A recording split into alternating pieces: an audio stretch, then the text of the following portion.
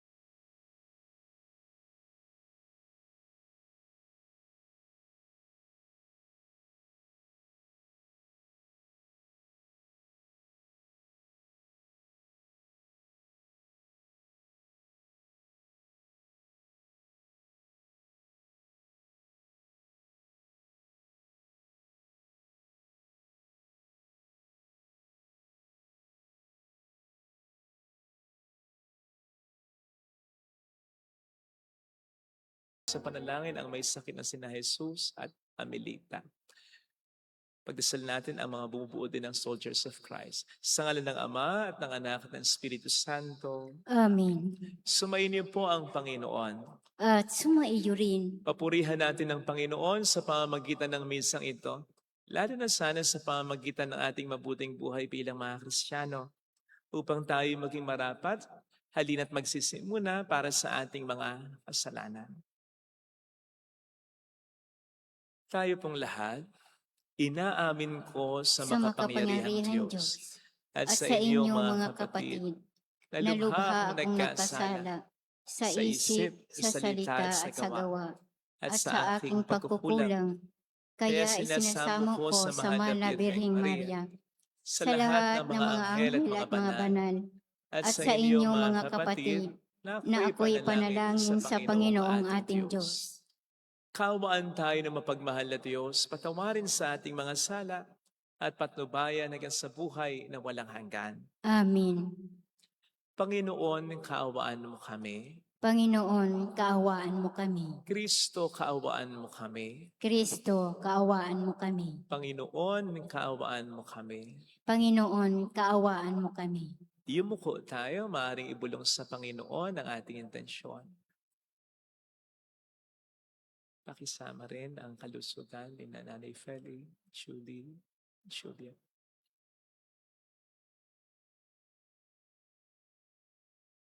Manalangin tayo. Ama naming makapangyarihan, ang langit at lupa ay iyong pinamamahalaan. Dinggin mo ang pagluhog ng iyong sambayanan at papagkalooban mo po kami ng kapayapaan araw-araw sa pamamagitan ni Jesucristo, kasama ng Espiritu Santo magpa sa walang hanggan. Amen.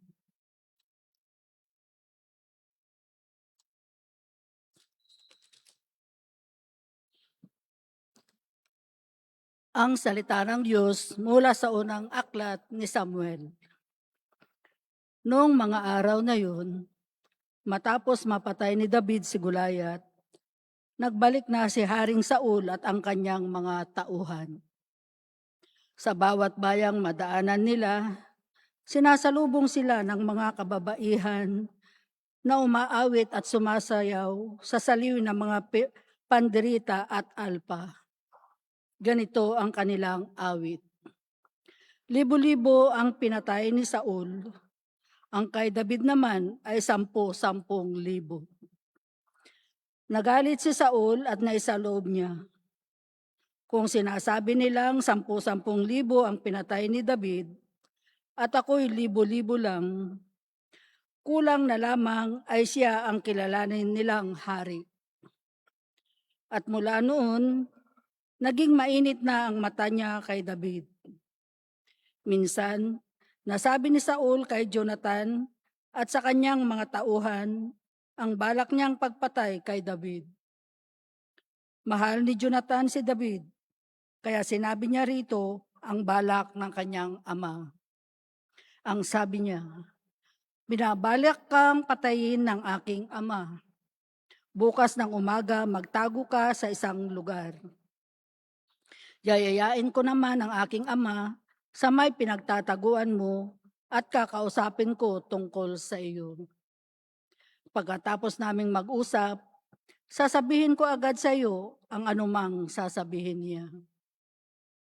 Kinausap nga ni Jonathan ang kanyang ama tungkol kay David. Ama, bakit ibig ninyong patayin si David, gayong wala namang ginagawang masama sa inyo? Hindi ba't pinakikinabangan ninyo siyang mabuti? Ipinain niya ang kanyang buhay nang harapin niya si Goliath at niloob naman ng Panginoon na magtagumpay siya para sa Israel. Alam ninyo ito at inyo pang ipinagdiwang. Bakit ninyo siya papatayin, gayong wala siyang kasalanan? Dahil dito, nagbago ng isip si Saul. Sinabi niya, naririnig ng Panginoon, hindi ko na siya papatayin. Ang sagot na ito ng hari ay sinabi naman ni Jonathan kay David. Isinama pa siya ni Jonathan sa hari at tulad ng dati, pinaglingkuran niya ito. Ang salita ng Diyos. Salamat sa Diyos. May tiwala ako sa Diyos, hindi ako matatakot. May tiwala ako sa Diyos, hindi ako matatakot. Maawa ka, Panginoon, ako'y iyong kahabagan. Lagi akong inuusig, nilulusob ng kaaway. Nilulusob nila ako, walang likat maghapunan. O kay rami nila ngayong sa akin ay lumalaban. May tiwala ako sa Diyos, hindi ako matatakot. Ang taglay kong sulirani, nababatid mo ng lahat. Pati mga pagluha ko'y may talaan ka ng ingat. Kung sumapit ang sandaling ako sa iyo ay humibig. Ang lahat ng kaaway ko ay tiyak na malulupig. Pagkat aking nalalaman, Diyos ang nasa aking panig.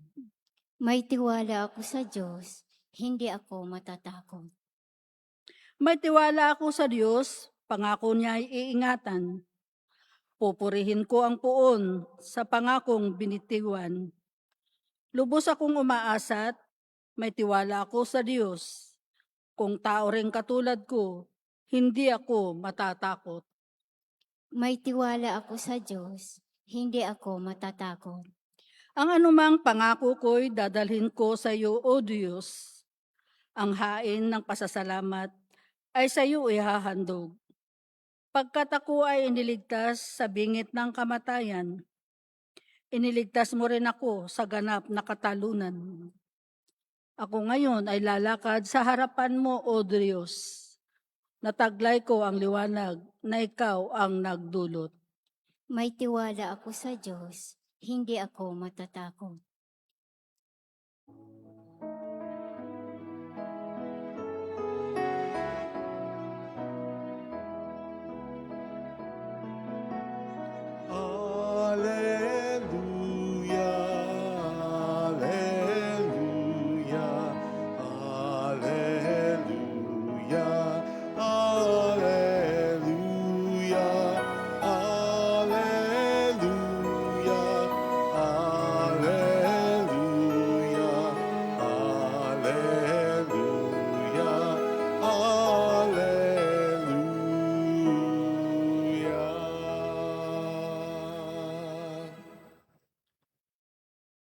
Sumainyo ang Panginoon. at sumaiyo Ang rin. mabuting balita po ng Panginoon ayon kay San Marcos. Papuri sa iyo, Panginoon. Noong panahong iyon, umalis si Jesus at ang kaniyang mga alagad at nagpunta sa tabi ng lawa. Sinundan siya ng maraming taong buhat sa Galilea. Nagdatingan din naman ang napakaraming tao mula sa Judea, sa Jerusalem, sa Idumea, sa ibayo ng Jordan at sa palibot ng Tiro at Sidon, nang mabalitaan nilang lahat ang ginawa ni Jesus. Nagpahanda si Jesus sa kaniyang mga alagad ng isang bangkang magagamit niya upang hindi siya maipit ng mga taong dumaragsa. Marami na siyang pinagaling, kaya't pinagdumugan siya ng lahat ng may sakit upang mahipong man lamang nila. Bawat inaalihan ng masamang espiritu na makakita sa kaniya ay nagpapatira pa sa harapan niya at sumisigaw, "Ikaw ang anak ng Diyos." At mahigpit silang pinagbawalan ni Jesus sa ayaw niyang ipasabi kung sino siya. Mga kapatid, ang mabuting balita ng Panginoon. Pinupuri ka namin, Panginoong Hesukristo. Welcome sa Our Lady of Lasal at Quasay Parish, kung saan ayos lang pong umiyak at samahan tayo ng mahal na ina sa pag-iyak at sa pagdarasal upang maging maayos ang lahat. Struggle po sa akin, mahirap po para sa akin ang ganitong sitwasyon. Kapag pinupuri ako ng mga tao at may kasama akong pare o mga pare. Totoo po ito, Struggle sa akin ito. Mahirap para sa akin ang sitwasyong ganito. Bakit? Kasi baka, ulitin ko po, lalo na sa mga kapwa pare kong pwedeng makarinig nito. Baka, di ako sigurado, baka kasi isipin nyo, masyadong feelingero ako. Baka lang naman, nagiging awkward ang kanilang pakiramdam. Iniisip ko lang din ang kanilang kapakanan. Kapag pinupuri ako at may kasama akong pare, lalo na kapag ang pare o mga pare ay hindi naman close sa akin masyado. Katulad ninyo, hindi naman lahat ng tao close sa inyo. Ganon din po kami mga pare. Hindi naman porque pareho kaming pare very close na. Meron mga close sa akin, katulad ng may mga close din sa kanila, pero may mga pagkakataong nagkakasama kami na hindi naman ganon ang closeness. So maliwanag po yun. Kaya nandun yung pag-aalangan on my part. Kasi dun sa mga pare na close ko, medyo at ease ako. Okay? Medyo at ease na ako. Pero kapag hindi masyadong close, nag-aalangan ako. Honestly, ang iniisip ko ay ang kapakanan nila. Baka naaalangan sila. Kaya sa inyo, kapag nakita nyo ako, tapos na halata nyo o kilala nyo yung pari doon yung kasama ko, sana wag nyo po akong ilagay sa ganitong sitwasyon kasi totoo, hirap na hirap ako. Kaya ang madalas na ginagawa ko, either lumalayo ako dun sa setting, kundi man ako makalayo, iniiba ko yung usapan. Sinasama ko sa usapan yung pare o kaya sa picture, "Father, picture tayo. Basta, ang idea, para maalis o mabawasan ng malaki yung focus sa akin. Honestly, yan ang madalas na ginagawa ko.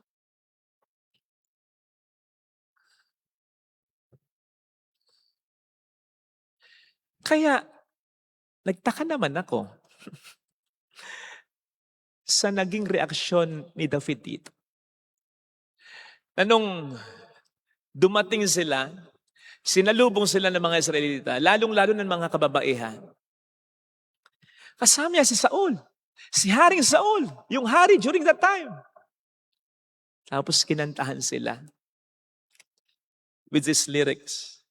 Libo-libo ang pinatay ni Saul. Ang kay David naman, 10,000. Nagulat ako sa reaction ni David because he just took it. Na parang wala lang. Hindi niya ginawa yung ginagawa ko. Hindi niya sinabi sa mga babae, "Shh, Saul." Hindi niya sinabing, kung hindi naman dahil kay Saul na siyang nagsabi sa akin, labanan ko si Goliath, baka hindi ko rin naman natalo si Goliath. Alam niyo yun, kahit balat bunga lang, hindi niya ginawa yun. Hindi niya ginawa yung, ito yung hari natin, Haring Saul, mabuhay si Haring Saul. Mabuhay ang mga Israelita.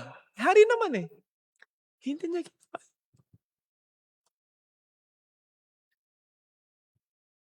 Ang lagay ba mas mabuti ko kaysa David? Hindi! Kaya sigurado, may tama sa disposition ni David, may mali sa disposition ko. Pupwedeng ang disposition ko ay projection lang. Projection lang ng pupwede kong maramdaman kapag pinuri naman yung kasama kong pare at nandoon ako. Hindi ko alam kung nangyari na ito Pero may mga instances, yes, pero hindi pa rin ako sigurado na yun talaga yung disposition ko na hindi ako naapektuhan kahit paano. Hindi ko alam kung sa lahat ng pagkakataon, hindi ko alam kung hindi lang tama yung comparison. Pero pwede. Baka ito yung projection lang.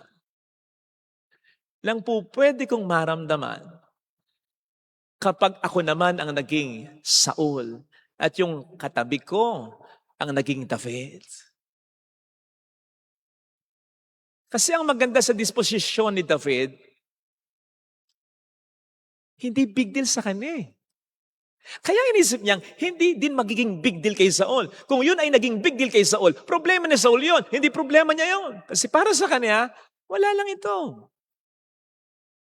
Just take it and shake it off.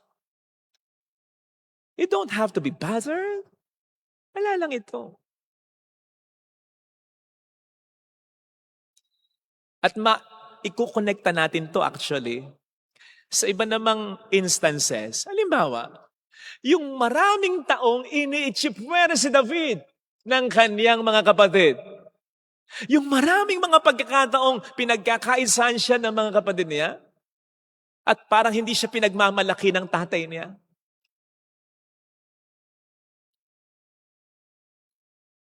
Actually, bago yung tagpong ito, nilait siya ng kapatid niya Bago niya kalabanin si Goliath, nilait siya Bakit ka nandito? Nakikiusyoso ka lang Sino nagbantay sa mga tupa? Is ka na nga dito? Ginanon siya ni Eliab sa harap ng mga Israelita. Hindi malayong pinagtawanan si David ng mga Israelita. Ano to? Hindi siya naapektuhan? Naapektuhan siya, pero pinagpag niya lang. Katulad ng pagka-apekto sa kanya ng papuri ng mga kababaihan. Naapektuhan siya, siguradong naging masaya siya, pero hindi niya pinabayang pumasok sa kanyang sistema. Ganon din yung mga panlalait na ginawa ng mga kapatid niya sa kanya. Siguradong nalungkot siya. Sabi nga niya kay Eliab, parang, ano bang ginagawa ko? Pero hindi niya pinatulan. Hindi siya nagtanim ng galit, hindi siya nag-give up. Tuloy lang siya sa ginagawa niya para sa Panginoon. Yun ang sekreto. Hindi niya pinapapasok ng lubusan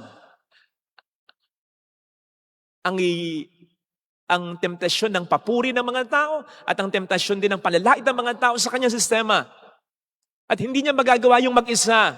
Nagagawa niya sa tulong ng Panginoon sapagkat ang Diyos na, ang Panginoon na, ang nasa kanyang puso at isipan na. Maliwanag ang sinasabi sa 1 Samuel 18:14. Ang sabi doon ay, and David prospered in all his ways because God was with him. Si David ay nagtagumpay sa lahat ng mga pagkakataon, of course including yung temptasyon para maging mayabang. Of course including yung temptasyon para mag-give up Temptasyon para maging mayabang kapag pinupuri siya. Temptasyon na mag-give up kapag nilalait siya. Nagtagumpay si David sa lahat ng iyan because the Lord was with him. Naapektuhan siya ng papuri ng iba, pero hindi ito nagiging yabang. Naapektuhan siya ng panalait ng iba, pero hindi ito nagiging dahilan para mag-give up siya. Bakit? Hindi nakapapasok sa sistema. Sa labas lang. Kaya madalas siyang ipagpag. Madali niyang ipagpag yan. Nasa labas lang eh. Mahirapan kang ipagpag ang nasa loob na. At kaya hindi makapasok sa loob yung mga negatibong epekto niyan dahil ang Diyos ay nandiyan na sa kaniyang kalooban. Wala nang lugar ang yabang. Wala nang lugar ang mga failures, disappointments, and depression na yan. Sigurado ako nung pagkatapos na kantahan si David at si Saul ng libo-libo ang pinatay na Saul. At kay David naman, 10,000. Sigurado kung naapektuhan dito si David, kung paano naapektuhan si Saul. Magkaiba nga lang yung epekto sa kanilang dalawa. Pero sigurado rin naman ako, natulog si David nang hindi na iniisip ito. Samantalang si Saul, hindi makakatulog. Bakit sinabing ganon? Bakit ganon?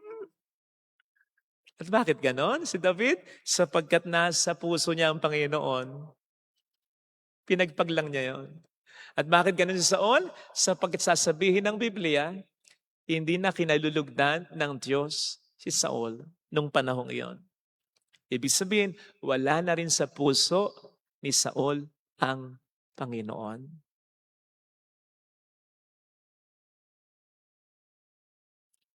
O, di ba't kaya nga sinabi natin kahapon, nang lalaban na si David kay Goliath, anong sabi ni Saul? O, isuot mo itong armor ko.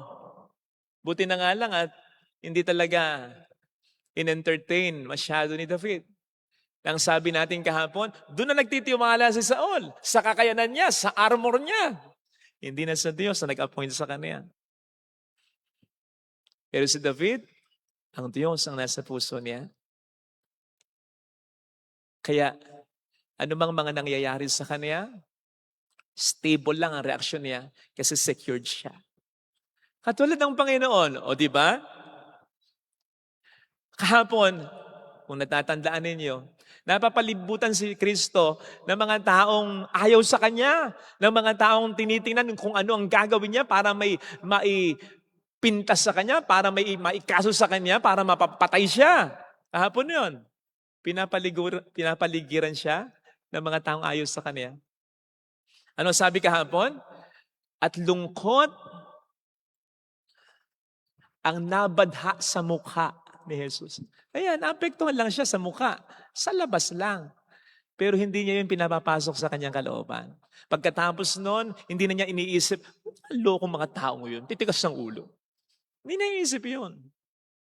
Ito naman, pinapaligiran naman siya ng mga taong pumupuri sa kanya. Ano sabi niya sa mga alagad niya? Maganda nga kayo ng bangka. At pag hindi ko na matansya, hindi na makontrol yung mga taong nilulusob ako, alis na tayo. He wasn't like, nag-enjoy ako sa papuri ng mga ito. Dito muna ako. Hindi doon ang attachment ni Kristo. Sapagkat ang Diyos ang nasa puso niya, stable lang ang reaksyon niya. Pareho lang. Sa mga magandang nangyayari, sa mga pangit na nangyayari, pareho lang. Hindi dahil sa hindi siya naapektuhan, kundi bago pa man yung epekto na yan sa kanyang puso. Ang Diyos nang nasa kanyang puso. So yun ang nagdidikta kung ano ang magdodominate na emosyon o pakiramdam sa kanya. Yan, tanungin po natin ang ating sarili, mga kapatid. Madali po ba tayong maging mayabang? Madali rin po ba tayong mag-give up, mawala ng gana? Tingnan po natin kung ang Panginoon po ba ay talagang nasa puso natin. Baka naman ang pinakamahalaga na sa atin ay sarili natin. Hindi na ang Panginoon natin. Baka naman ang naghahari na sa puso natin ay hindi na ang Panginoon natin, kundi ang mga interes at ang mga gusto na lang natin. Baka naman hindi na ang Panginoon ang inaasahan natin, kundi ang sarili natin o mga tao, mga bagay sa buhay natin ay madali ngang magpo-prosper ang yabang. Madali ngang magpo-prosper ang disappointments, ang depression kapag ganyan. At matutulad tayo kay Saul. Namuhay, nabuhay, at namatay ng hindi masaya. Sana tulungan natin ang Panginoon na totoong maghari sa buhay natin upang ano man ang mangyayari, maganda man o pangit, masaya man o malungkot, ang kaligayahan natin, ang kapanatagan natin, ang kapayapaan natin ay wala sa sarili natin, wala sa sino mang tao, wala sa sino mang bagay, kundi nasa Panginoon lamang natin. Whatever happens, we will certainly be okay. Amen. Lagay natin ang ating kanang kamay sa tapat ng ating puso.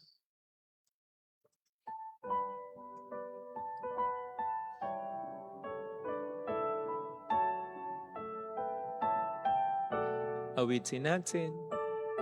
Alam kong may magagawa ang Diyos.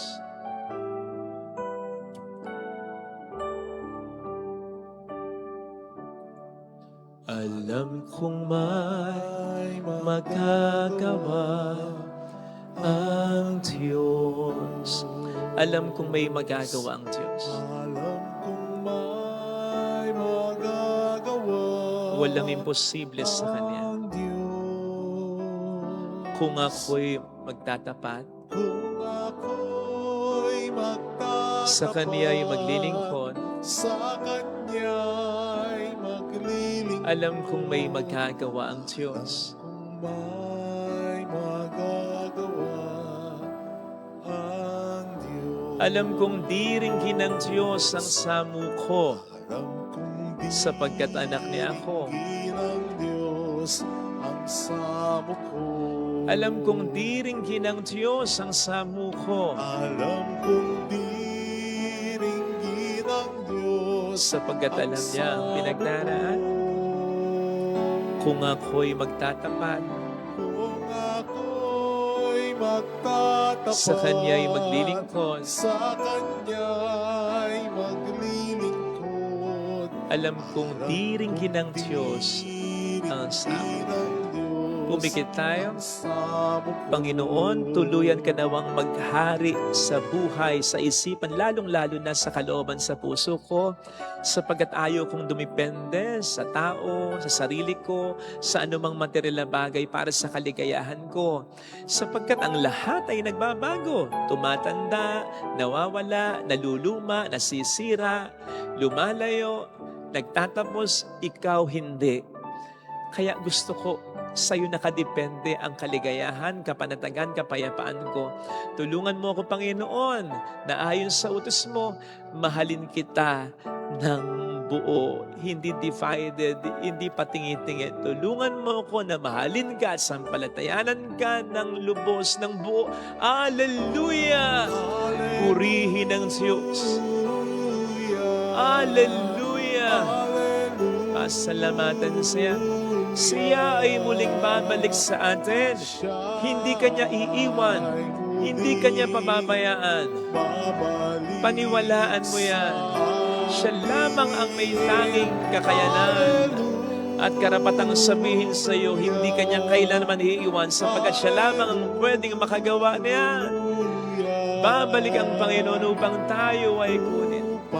Ano man ang mangyari, sino man ang dumating, sino man ang mawala, ano man ang mawala, sino man ang umalis, mayroong magandang mangyayari sa iyo.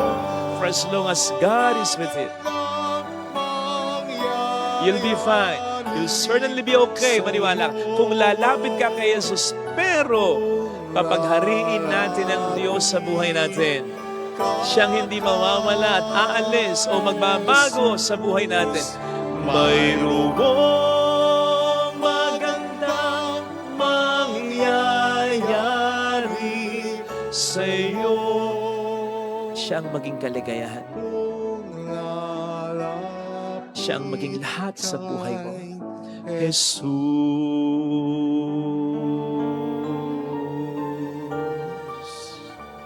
Papuri sa Ama at sa Anak at sa Espiritu Santo. kapara noong sa unang-una, ngayon at magpakailanman, at magpasawalang hanggan. Amen. Pag-aalay.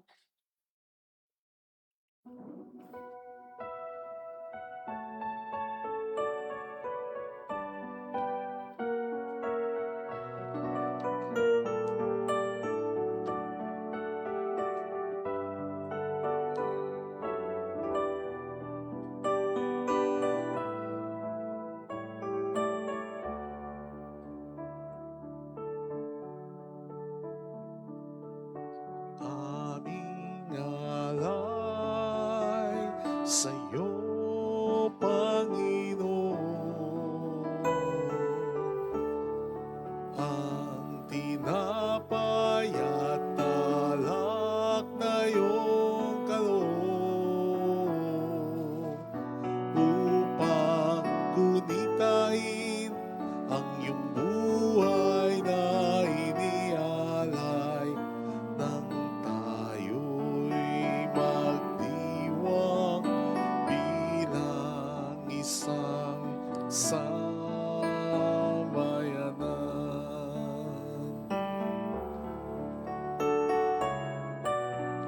Ang tinapay, ito ang iyong laman, at ang alak, ito ang iyong dugo.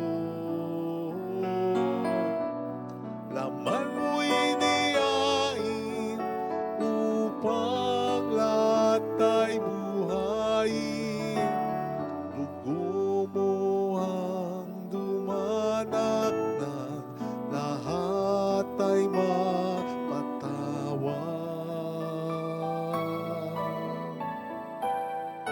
Aming alay sa'yo, Panginoon. Ang tinapay at alak na iyong kaloob upang kunitain ang iyong buhay na inialay nang tayo'y magdiwang bilang isang sambayanan.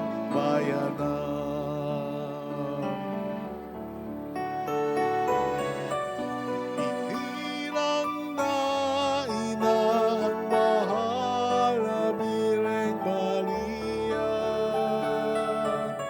una mong luklukan ang kanyang sinapupunan. Sa aming pagtanggap sa iyo, ikaw nawa'y manahan sa aming mga puso nang umago sa kapanalan.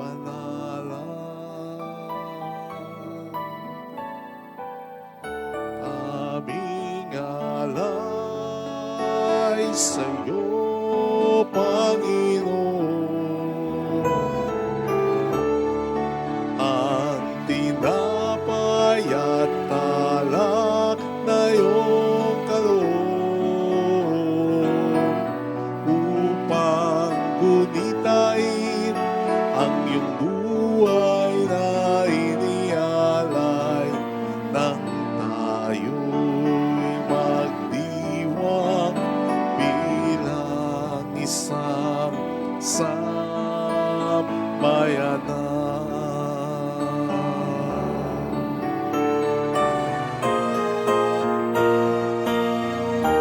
Aming alay sa'yo, Panginoon. Ang tinapay at alak na iyong kaloob upang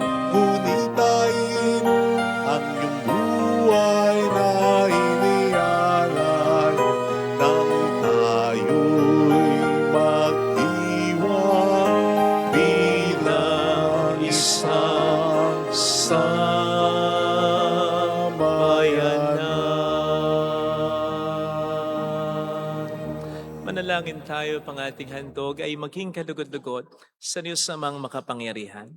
Tanggapin nawa ng Panginoon itong paghahain sa iyong mga kamay sa kapurihan niya at karangalan sa ating kapakinabangan at sa buong sambayanan niyang banal. Ama naming lumikha, ipagkalobong marapat na ganapin ang banal na paghahain sapagkat tuwing ipinagdiriwang ang alaala ng anak mong nag-alay, ang pagliligtas niya sa tanan ay nangyayari upang aming pakinabangan sa pamamagitan niya kasama ng Espiritu Santo magpasa walang hanggan.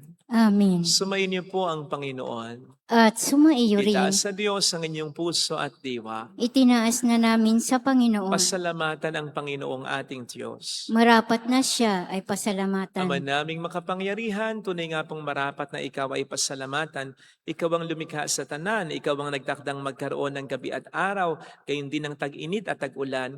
Ikaw ang humubog sa tao bilang iyong kawangis, na mapagkakatiwala ang mga siwa sa daigdig. Ikaw ngayon pinaglilingkuran sa pagganap sa pananagutan ng iyong pinagtitiwalaan sa pamamagitan ng anak mong mahal. Kaya kaisa ng mga anghel na nagsiawit ng papuri sa iyo ng walang humpay sa kalangitan, kami nagbubunyi sa iyong kadakilaan. Santo, Santo, Santo, Panginoong Diyos ng mga hukbo, napupuno ang langit at lupa ng kadakilaan mo.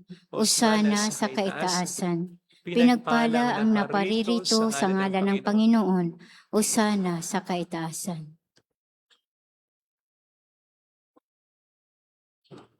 Ama naming banal, ikaw ang bukhal ng tanang kabanalan. Kaya't sa pamamagitan ng iyong Espiritu, gawin mong banal ang mga kaloob na ito upang para sa amin ay maging katawan at dugo ng aming Panginoong Hesukristo. Bago niya pinagtiis ang kusang loob na maging handog, inawakan niya ang tinapay, pinasalamatan kaniya, pinaghati-hati niya iyon, niabot sa kaniyang mga alagad at sinabi, tanggapin ninyong lahat ito at kanin. Ito ang aking katawan na ihahandog para sa inyo.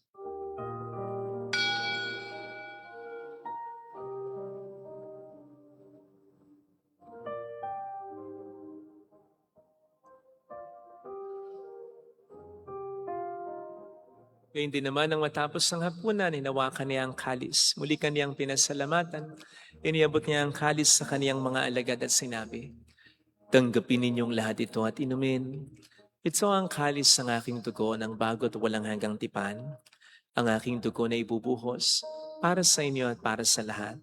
Sa ikapagkapatawad ng mga kasalanan, gawin niyo ito sa pag-alala sa akin.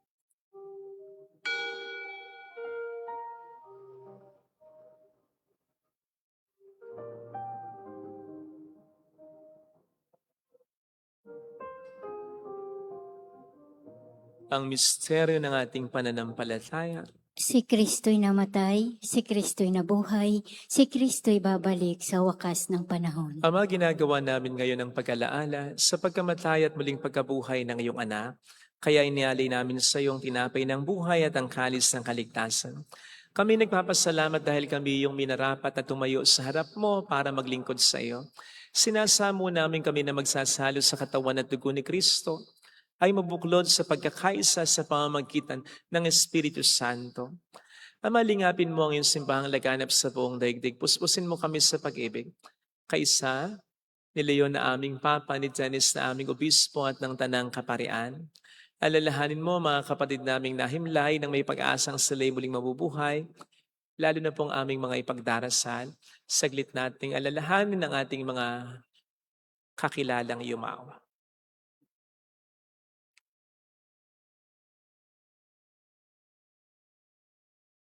Kawaan mo sila at patuloyin sa iyong kaliwanagan. Kawaan mo at pagkintapatan kaming lahat na makasalo sa iyong buhay na walang wakas. Kaisa ang mahal na Birhen ng Lasalet, ang ina ng Diyos, isanuse ang kabiyak ng kanyang puso lahat ng mga banal na namuhay dito sa daigdig ng kalugod-lugod sa iyo.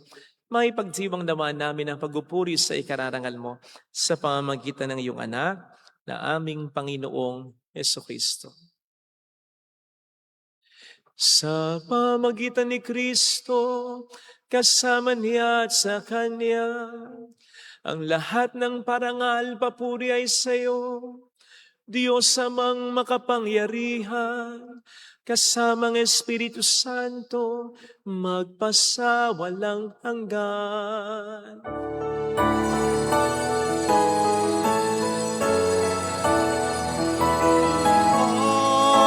Amen, amen, amen.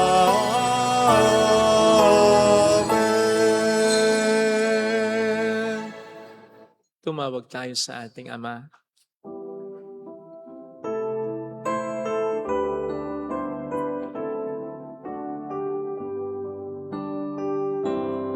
Ama namin, sumasalangit ka, sambahin ang ngalan mo, mapasa amin ang kaharian mo, sundin ang loob mo dito sa lupa para ng sa langit.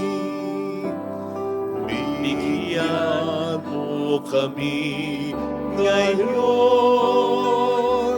ng aming kakanin sa araw-araw. At patawarin mo kami sa aming mga sala, para ng pagpapatawad namin sa nagkakasala sa amin. At wag mo kaming ipaintulot sa tukso, at iadya mo kami sa lahat ng masama. Iniling namin kami adya sa lahat ng masama, pagkalooban ng kapayapaan araw-araw, iligtas sa kasalanan, samantalang aming pinaghahandaan ang dakilang araw ng pagpapahayag ng tagapagligtas namin sa Jesucristo. Sapagkat iyo ang kaharian, ang kapangyarihan at ang kapurihan magpakailanman. Amin. Panginoong Jesucristo, sinabi mo noon, sinasabi mo rin sa amin ngayon, kapayapaan ang iniiwan ko sa inyo, aking kapayapaan ang binibigay ko.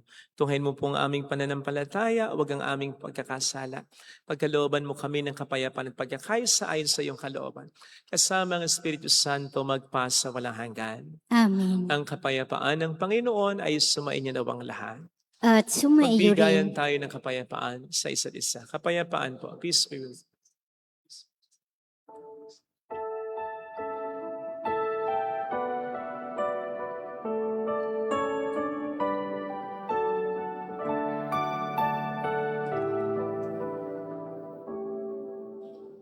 Kordero ng Diyos na nag-alis ng mga kasalanan ng sanlibutan, maawa ka sa amin. Kordero ng Diyos na nag-alis ng mga kasalanan ng sanlibutan, maawa ka sa amin.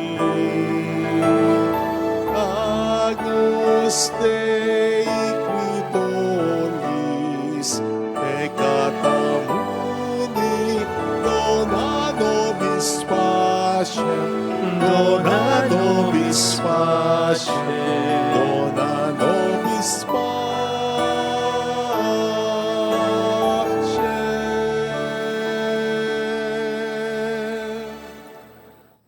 Narito sa harap natin ang Panginoon, ang ating buhay at kaligtasan.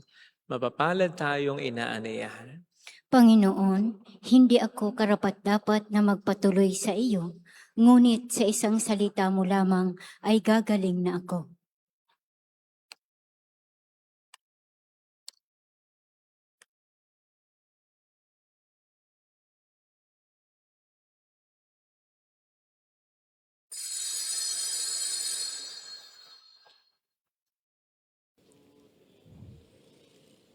Panalangin para sa espiritual na pakikinabang. Panginoong Hesus, ako ay naniniwala na ikaw ay nasa kabanal-banalang sakramento. Iniibig kita ng higit sa lahat at ninanasa kong tanggapin ka sa aking kaluluwa. Sapagkat sa mga sandaling ito, hindi kita matatanggap sa sakramento. Tumuloy ka sa espiritu sa aking puso. Niyayakap kita na parabang naririto ka na. Inaalay ko ng buong buo ang aking sarili sa iyo. Huwag mong hayaang mawalay ako sa iyo. Amen.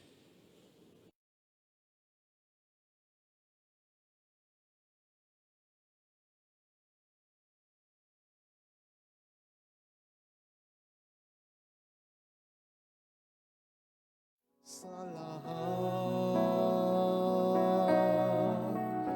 kahit kami hindi karapat-dapat, tinawag mo pa rin kaming lahat. Sa iyo, Ama, kami nagkaisa, nagpupuri ngayon ang aming puso at kaluluwa.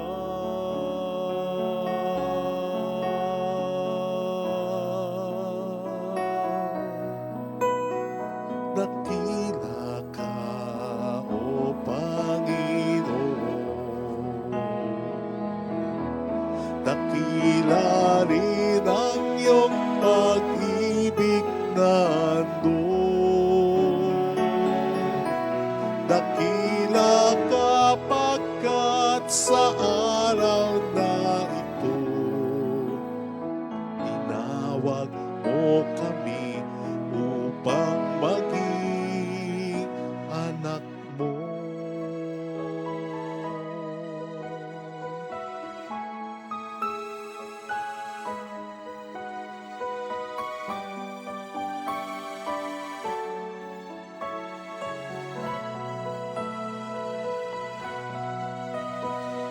Buhay ngayon sa amin ang paghamon, maging ilaw sa ating panahon. O Ama, sa iyo dumudulog ngayon ang bayan mong hinirang at sa ngalan mo'y magkatibok.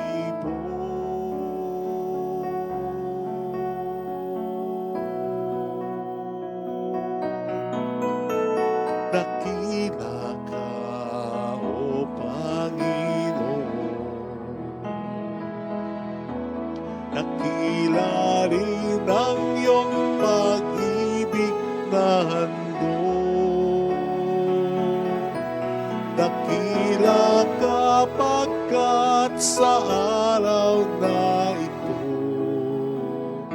tinawag mo kami upang maging anak mo. Dakila ka, O Panginoon. Dakila rin ang iyong pag-ibig na handog. Dakila ka pagkat sa araw na ito, tinawag mo kami upang maging anak mo.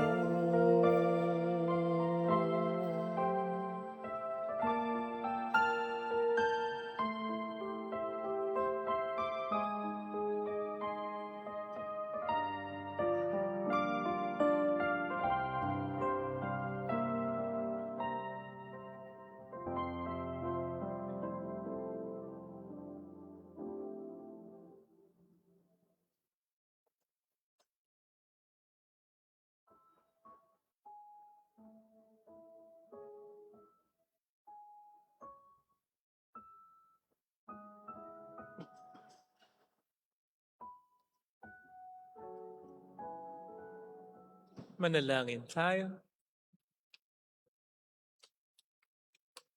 Ama naming mapagmahal, padaluyin mo po sa amin ang batis ng Espiritu ng iyong pag-ibig upang kaming pinapagsalo mo sa pagkaing iyong bigay para kami pagbuklurin ay magkaisa sa pananalig sa iyo sa pamamagitan ni Jesucristo kasama ng Espiritu Santo magpasa walang hanggan. Amen. Holy God, Holy Mighty One, Holy Immortal One. Have mercy on us and on the whole world. Holy God, Holy Mighty One, Holy Immortal One. Have mercy on us and on the whole world. Holy God, Holy Mighty One, Holy Immortal One. Have mercy on us and on the whole world. Jesus, King of Mercy, We trust in you. alalahanin, Alalahanin, o mahal na Birhen ng Lasalit, ina ng pag-asa. Ikaw ang nagpapaalala sa aming magbalik loob sa Ama. Ito ang nagpapatunay na ang kagandahang loob mo'y nanatiling busilak. Sa pag-aaruga mo sa amin, tungkulin mo'y tinupad. Sa paanan ni Kristo'y itinuring mo kaming mga tunay mong anak. Kaya ninais mong ni Isay huwag mapahamak. Maging sa iyong walang tigil na pananalangin, pati luhay pumatak. Huwag naman mawalan ng saysay ang iyong paghihirap. Hiling nawa namin sa iyo o aming inang liyag, na matapos ang pakikibaka namin sa mundong ito, at sa pananatili naming tapat kay Kristo, sa kapurihan mo'y makibahagi kaming ganap, upang kung nasaan ka ngayon ay maparoon din kaming lahat, at ang kaganapan ng kaluwalhatian ng Diyos Amay tuluyang matupad siya nawa. mahal na Birhen ng Lasal at tagapagkasundo ng mga makasalanan. Ipanalangin mong walang patid kaming mga dumudulog sa iyo. Marami pong salamat sa inyong pakikisa at sa mga tulong po na binibigay ninyo sa Pasay Parish na ito na nagiging dahilan para marami din po tayong matulungan ng mga nangangailangan, ng mga simbahan, chapels, parishes, institutions, and even individuals.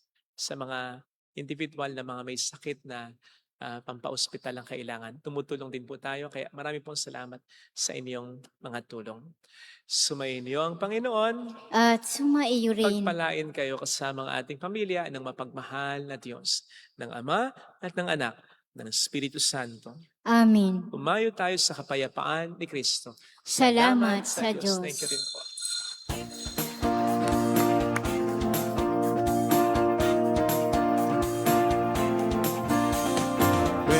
Mary, Mother of the Lord,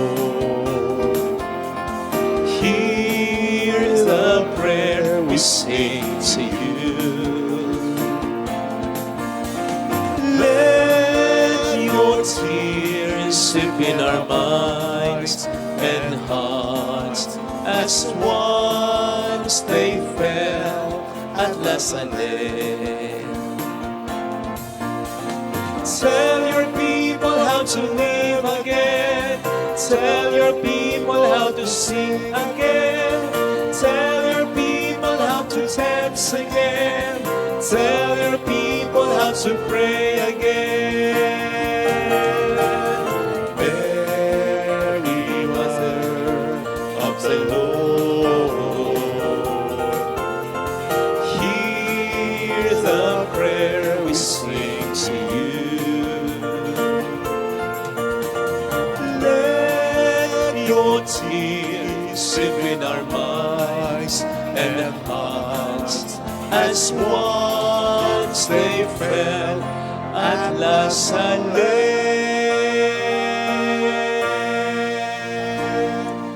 Thank you. Salamat po.